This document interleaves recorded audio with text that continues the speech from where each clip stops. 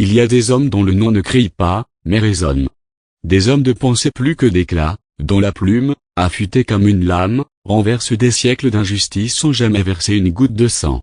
Emmanuel Joseph Sieyès, plus connu sous le nom de l'abbé Sieyès, fut de cela.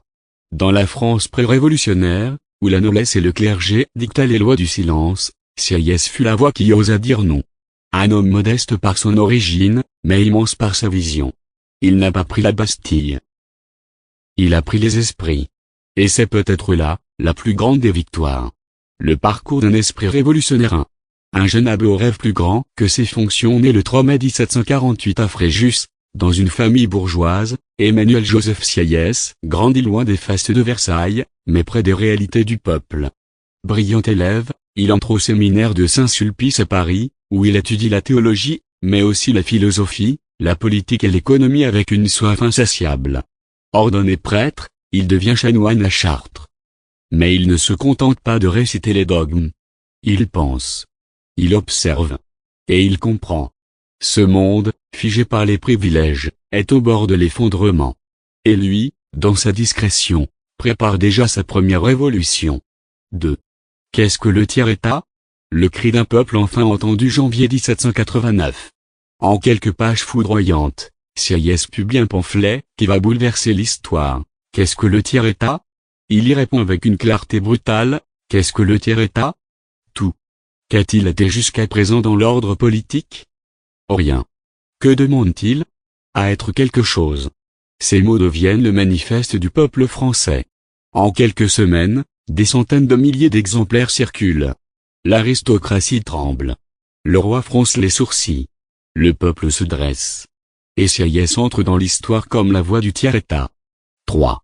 Un acteur silencieux de la Révolution élu député du tiers-État aux États généraux, Sieyès est l'un des artisans majeurs de la transformation de cette assemblée en Assemblée nationale, le 17 juin 1789. Il pose les fondations d'un pouvoir issu du peuple, un principe qui allait redéfinir toute la vie politique française. Président de l'Assemblée en 1790, puis membre de la Convention, il vote la mort du roi Louis XVI avec le cœur lourd, mais le devoir chevillé à la main. Là où d'autres s'agitent dans les passions et les fureurs révolutionnaires, Sieyès reste maître de lui-même. Son rôle est moins visible que celui de Robespierre ou Danton. Mais tout aussi déterminant. Il est l'architecte de la stabilité dans le chaos. 4. Le génie tactique du 18 Brumaire en 1799. Alors que le directoire s'enlise, c'est encore Sieyès qui imagine une sortie. Il se rapproche d'un jeune général ambitieux, Napoléon Bonaparte.